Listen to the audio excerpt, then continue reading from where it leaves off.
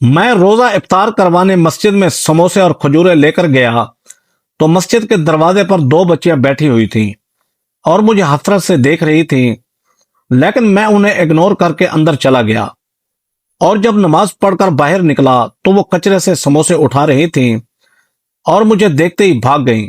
لیکن جب میں فجر کے وقت مسجد گیا تو وہی بچیاں کچرے سے بریانی والا ڈبہ لے کر بھاگ گئیں، تو میں نے ان کا پیچھا کیا اور ان کے پیچھے پیچھے گھر میں داخل ہوا تو میری آنکھیں پھٹی کی پھٹی رہ گئیں۔ صداقت بھائی، افطاری کا سارا سامان تیار ہے نا؟ سموسوں کا جو آرڈر دیا تھا وہ پورا ہو گیا ہے نا؟ افطار ہونے میں صرف پونا گھنٹہ باقی تھا اور مجھے سارا سامان ابھی مسجد لے کر جانا تھا۔ آج میں مسجد میں افطاری کروا رہا تھا اور دل کے اندر ایک عجیب سا جوش اور خوشی موجزن تھی۔ کچھ سامان لڑکے پہلے ہی لے کر نکل گئے تھے، مگر سموسے اور کھجوریں مجھے خود لے کر جانی تھیں، کیونکہ میں چاہتا تھا کہ سب کچھ اپنی نگرانی میں ہو۔ میں جلدی جلدی قدم اٹھاتا ہوا سموسے والے بھائی صداقت کے پاس پہنچا اور اس سے تیاری کے متعلق دریافت کیا۔ اس نے مسکراتے ہوئے اطمینان سے سر ہلایا اور پلاسٹک کے بڑے تھال میں نہایت احتیاط سے پیک کیے ہوئے سموسوں کا بھاری پیکٹ میرے ہاتھ میں تھما دیا۔ اس نے بتایا کہ اس نے عصر کے وقت ہی میرا آرڈر تیار کر لیا تھا اور اچھی طرح بند کر دیا تھا تاکہ سموسے ٹھنڈے نہ ہوں۔ اس کا شکریہ ادا کیا میں نے۔ پیمنٹ میں اسے پہلے ہی کر چکا تھا، اس لیے مجھے وہاں مزید رکنے کی ضرورت نہ تھی۔ میں نے سموسوں کا پیکٹ مضبوطی سے ہاتھ میں تھاما اور تیز قدموں سے مسجد کی طرف روانہ ہو گیا۔ راستے میں میرا بیٹا بھی کھجوروں کا تھیلا لے کر میرے پاس آ پہنچا۔ اس کے چہرے پر بھی خوشی نمایاں تھی، جیسے وہ بھی اس نیکی کے کام میں شریک ہو کر فخر محسوس کر رہا ہو۔ ہم دونوں جلدی جلدی مسجد پہنچے۔ میں نے جوتے اتارے اور اندر داخل ہونے لگا تو اسی لمحے میری نظر مسجد کے دروازے کے ایک کونے میں بیٹھی دو بچیوں پر پڑی۔ وہ دونوں زمین پر سمٹی ہوئی بیٹھی تھیں۔ ان کے چہرے معصومیت سے بھرے ہوئے تھے، مگر آنکھوں میں ایک عجیب سی اداسی اور بھوک کی چمک تھی ان میں۔ ان کے کپڑے میلے اور خستہ حال تھے، جیسے کئی دنوں سے دھلے نہ ہوں۔ بال ان کے الجھے ہوئے تھے اور پاؤں میں چپل بھی پوری نہ تھی۔ وہ حسرت بھری نظروں سے میرے ہاتھوں میں موجود پیکٹ کو دیکھ رہی تھی۔ ایک لمحے کے لیے میرا قدم رکا، مگر اگلے ہی لمحے میں نے نظریں چرا لی اور اندر داخل ہو گیا۔ میں نے دل کو سمجھایا کہ مسجد کے اندر بھی تو بہت سے لوگ انتظار کر رہے ہیں۔ افطاری کا وقت قریب تھا، نمازی صفوں میں بیٹھ چکے تھے۔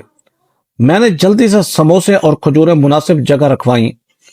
اذان کی آواز گونجی اور سب نے کھجور سے روزہ افطار کیا۔ پانی پیا گیا اور پھر نماز ادا کی گئی۔ نماز کے بعد جب سموسے اور دیگر فرائی اشیاء تقسیم ہوئی تو سب کے چہروں پر خوشی دیکھنے کے قابل تھی۔ لوگ پیٹ بھر کر کھانا کھا رہے تھے اور بار بار میری طرف دیکھ کر دعائیں دے رہے تھے اور ہر طرف سے تعریف کے جملے سنائی دے رہے تھے۔ کوئی کہہ رہا تھا کہ پرویز بھائی نے آج دل خوش کر دیا۔ کوئی کہہ رہا تھا کہ واقعی یہ بہت نیک دل انسان ہیں جو نمازیوں اور روزے داروں کا خیال رکھتے ہیں۔ کچھ لوگ دوسروں سے موازنہ کر رہے تھے کہ اکثر لوگ اپنے گھروں میں افطار پارٹیاں کرتے ہیں اور رشتہ داروں کو کھلا پلا کر سمجھتے ہیں کہ انہوں نے بڑی نیکی کر لی ہے، مگر مسجد میں عام لوگوں کے لیے افطاری کروانا بڑی بات ہے۔ یہ الفاظ سن کر میرا سینہ فخر سے چوڑا ہو رہا تھا۔ میں محسوس کر رہا تھا جیسے میں نے کوئی بہت بڑا کارنامہ انجام دے دیا ہو۔ دل ہی دل میں خود کو بہت اونچا سمجھنے لگا تھا۔ مجھے لگ رہا تھا کہ واقعی میں دوسروں سے بہتر ہوں۔ میری سوچ میں غرور سا شامل ہو گیا تھا، جسے میں خود بھی پوری طرح محسوس نہ کر سکا۔ نمازی ایک ایک کر کے میرا شکریہ ادا کرتے ہوئے مسجد سے رخصت ہوتے گئے۔ کسی نے دعا دی کہ اللہ اس کا اجر دے، کسی نے کہا کہ اللہ قبول فرمائے۔ میں ہر دعا سن کر مسکراتا اور سر جھکا دیتا، مگر اندر کے نفس کو تسکین مل رہی تھی۔ جب مسجد مکمل طور پر خالی ہو گئی اور صفائی بھی ہو گئی تو میں نے بھی باہر نکلنے کا ارادہ کیا۔ شام ڈھل چکی تھی اور فضا میں ہلکی سی ٹھنڈک شامل ہو گئی تھی۔ میں دروازے سے باہر نکلا ہی تھا کہ اچانک میری نظر دوبارہ اسی جگہ پر پڑی جہاں وہ دو بچیاں بیٹھی تھی۔ میرا دل ایک دم سے دھک کے رہ گیا۔ وہ دونوں بچیاں اب کچرے کے ڈھیر کے پاس جھکی ہوئی تھیں اور اس میں سے کچھ تلاش کر رہی تھیں۔ غور سے دیکھا تو وہ وہی سموسے تھے جو کسی نے آدھے کھا کر پھینک دیے تھے۔ وہ بچیاں احتیاط سے انہیں اٹھا رہی تھیں جیسے کوئی قیمتی چیز ہاتھ لگ گئی ہو ان کے چہروں پر بھوک کی شدت صاف نمایاں تھی۔ وہ ادھر ادھر دیکھ کر جلدی جلدی ٹکڑے اپنے ہاتھ میں جمع کر رہی تھی۔ یہ منظر میرے لیے کسی جھٹکے سے کم نہ تھا۔ ابھی کچھ دیر پہلے میں اپنی تعریفوں پر خوش ہو رہا تھا اور یہاں یہ بچیاں کچرے سے کھانا اٹھانے پر مجبور تھیں۔ میں بے اختیار ان کی طرف بڑھا اور قدرے بلند آواز میں انہیں روکنے کی کوشش کی۔ میری آواز سنتے ہی وہ دونوں بری طرح گھبرا گئیں۔ ان کے چہرے پر خوف چھا گیا جیسے کسی نے انہیں رنگے ہاتھوں پکڑ لیا ہو۔ انہوں نے مڑ کر میری طرف دیکھا اور پھر بغیر کچھ کہے تیزی سے وہاں سے بھاگ گئیں۔ میں چند لمحے وہیں کھڑا رہ گیا۔ میرے ہاتھ خالی تھے مگر دل بوجھل ہو چکا تھا۔ ذہن میں ایک خیال بار بار آ رہا تھا کہ جب میں اندر جا رہا تھا تو وہ مجھے دیکھ رہی تھی۔ اگر میں اسی وقت چند سموسے انہیں دے دیتا تو شاید وہ کچرے میں تلاش نہ کرتی، مگر میں نے انہیں نظر انداز کر دیا تھا کیونکہ اس وقت میرے لیے اپنی نیکی کا منظر زیادہ اہم تھا۔ میں نے ایک لمحے کے لیے سوچا کہ ان کے پیچھے جاؤں اور انہیں آواز دوں، مگر پھر قدم رک گئے میرے۔ نفس نے فوراً دلیل دی کہ اب تو سب ختم ہو چکا ہے۔ میں نے مسجد میں افطاری کروا دی۔ میرا کام مکمل ہو گیا۔ میں نے اپنے ذہن کو جھٹکا اور خود کو سمجھایا کہ میں نے جو کیا وہ بھی ایک نیکی تھی۔ ہر کسی کی مدد کرنا میرے بس میں نہیں۔ یہ سوچ کر میں نے دل کی خلش کو دبانے کی کوشش کی، مگر وہ منظر آنکھوں کے سامنے سے ہٹ نہیں رہا تھا۔ ان معصوم چہروں کی بھوک اور خوف میرے دل پر دستک دے رہے تھے۔ میں آہستہ آہستہ قدم اٹھاتا ہوا گھر کی طرف روانہ ہو گیا۔ راستے پر تعریف کے وہ جملے اور کچرے میں جھکتی وہ بچیاں میرے ذہن میں ایک ساتھ گردش کرتی رہیں۔ ایک طرف لوگوں کی دعائیں تھیں اور دوسری طرف وہ حسرت بھری نظریں جو میں نے نظر انداز کر دی تھی۔ میرے قدم چل رہے تھے مگر دل کسی انجانی بوجھ تلے دبا ہوا تھا۔ میں نے سر جھٹکا اور گھر کی طرف بڑھ گیا۔ اس رات میں بستر پر لیٹا تو تھا مگر نیند میری آنکھوں سے کوسوں دور تھی۔ مسجد میں ہونے والی تعریفیں بار بار ذہن میں گونج رہی تھیں، مگر ان آوازوں کے پیچھے وہ دو ننھی صورتیں بار بار ابھر آتی تھیں۔ کبھی وہ مسجد کے دروازے پر بیٹھی حسرت سے مجھے دیکھ رہی ہوتی اور کبھی کچرے کے ڈھیر میں جھکی سموسوں کے ٹکڑے تلاش کر رہی ہوتی۔ میں کروٹیں بدلتا رہا پوری رات۔ دل کے اندر ایک انجانا سا بوجھ تھا جسے میں چاہ کر بھی جھٹک نہیں پا رہا تھا۔ آخر رات کے پچھلے پیر آنکھ لگ گئی۔ فجر کی اذان سے کچھ پہلے میں اٹھ بیٹھا، وضو کیا اور مسجد کی طرف چل پڑا۔ فضا میں ہلکی سی ٹھنڈک تھی اور گلیاں سنسان تھیں۔ مسجد کے قریب پہنچا تو دل بے اختیار دھڑکنے لگا جیسے کوئی انجانا خوف ہو۔ میں نے خود کو سمجھایا کہ یہ سب میرا وہم ہے۔ مسجد کے صحن میں داخل ہوا تو چند نمازی پہلے ہی آ چکے تھے۔ میں صف میں کھڑا ہو گیا، نماز ادا کی اور دعا مانگ کر باہر نکلنے لگا تو اچانک میری نظر دوبارہ اسی کونے کی طرف گئی۔ وہ دونوں بچیاں پھر وہی تھیں۔ اس بار ان کے ہاتھ میں ایک پلاسٹک کا ڈبہ تھا۔ شاید کسی نے رات کی بریانی بچا کر مسجد کے باہر رکھ دی تھی یا کچرے میں ڈال دی تھی۔ وہ دونوں جلدی جلدی اس ڈبے کو اٹھا رہی تھیں جیسے ڈر ہو کہ کوئی چھین نہ لے ان سے۔ میں چند لمحے ساکت کھڑا انہیں دیکھتا رہا۔ دل میں ایک چبھن سی ہوئی۔ جیسے ہی میں نے ان کی طرف قدم بڑھایا وہ چونک گئیں۔ ان میں سے بڑی نے فوراً ڈبہ سینے سے لگا لیا اور دونوں تیزی سے بھاگنے لگیں۔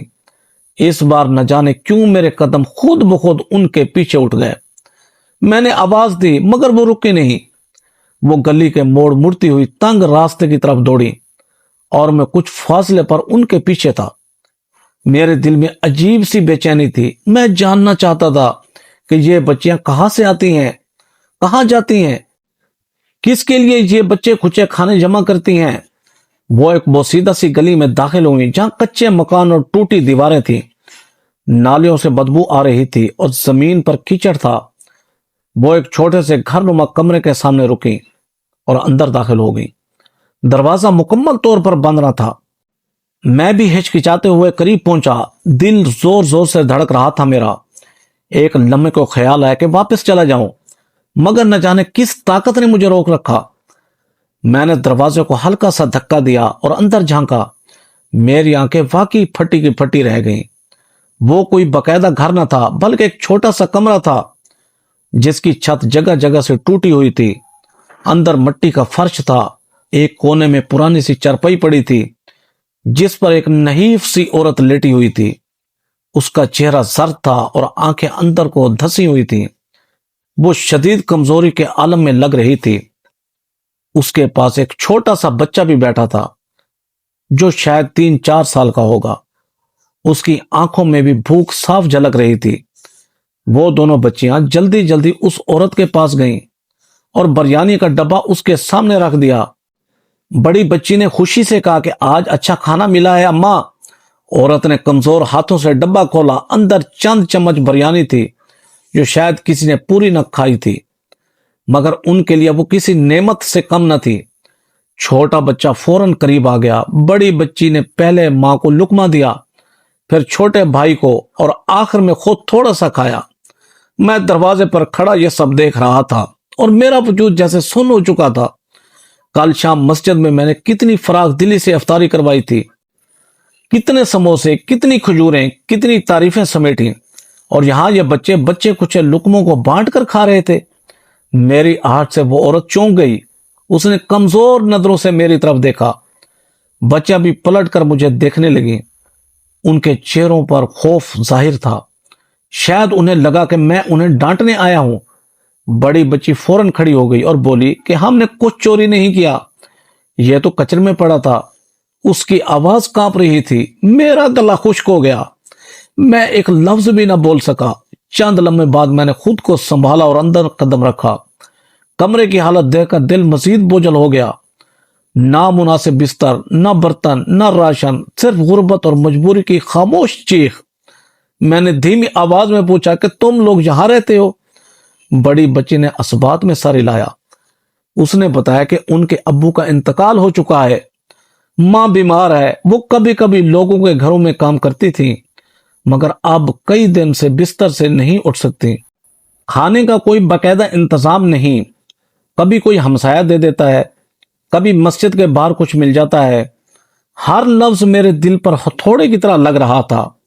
मुझे याद है कि कल मैं कितने फख्र से लोगों की बातें सुन रहा था। मैंने मस्जिद के अंदर मौजूद लोगों के लिए तो सोचा, मगर मस्जिद के दरवाजे पर बैठी इन बच्चियों को नजरअंदाज कर दिया। मैंने नेकी की, मगर शायद इस नेकी में इखलास कम और दिखावा ज्यादा था।